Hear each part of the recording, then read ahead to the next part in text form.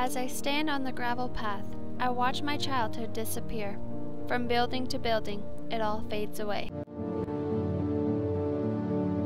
When I go along the shore, where buildings used to be, is now just barren land. The only sound I hear is waves roaring against the abandoned concrete and wood. No more sounds of families laughing or boats racing down the lake. There's just the bleakness of an empty landscape. Not seeing that 30-year-old structure puts a tear in my family's heart. It was like our second home. In 1978, my dad and his family built our boathouse. The boathouse had 2 levels. On the top level, there was a door that led you out to a porch that faced the water. Every night when we would sleep over, we would put out a tent and watch the fireworks illuminate the dark sky. Often while we ate our special breakfast, my dad would share his memories with us of the day they built the boathouse. He loved to tell us, "I was 8 years old when all the fun began. We built it all by hand, and boy, oh boy, did it ever take a lot of time and effort."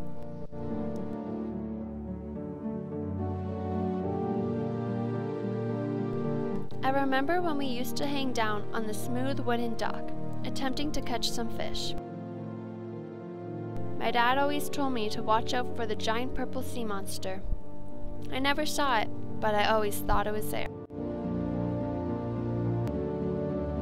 It was one of my final days at the boathouse. I was 8 years old. My dad had just picked up the mail and a fresh, sizzling pizza from Domino's. When we got to the boathouse, my brother and I changed into our bathing suits and raced down to the dock.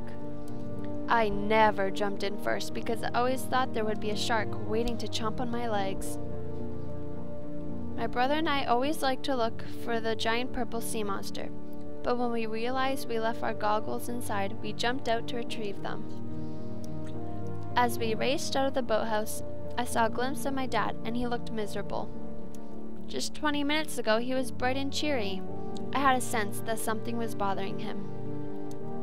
I walked over to my dad and with my sweet, delicate voice I asked, "Daddy, are you okay?" As my dad looked down towards the open mail, he put a fake smile on his face and told me to go have fun. The whole time that we were searching for the giant purple sea monster, all I could imagine was the cheerless look on my dad's face. While I reached for a serving of my pizza, my dad interrupted. "So I got a letter from the city of Barrie today, and they said they have to tear down all the boathouses."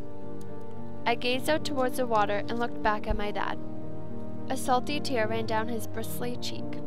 My dad usually never cried about anything. This meant something to him, and now it's gone. All I could think of is what would occur once it's vanished. As my thoughts went deeper, my brother interrupted. "So does this mean our boathouse is being knocked down into pieces?" He sobbed as he tried to hold back the tears. "And this means no more adventures to find the giant purple sea monster," I exclaimed with fury in my voice. My dad didn't want to think this was actually happening, so he didn't reply. The property our boathouse was on had been leased for many years from the city of Barrie. In 2008, the lease expired. The city tore down all the boathouses to beautify the land. No matter how long it's been, whenever I stand on the gravel path, I will forever believe the giant purple sea monster is still lurking in the clear blue lake.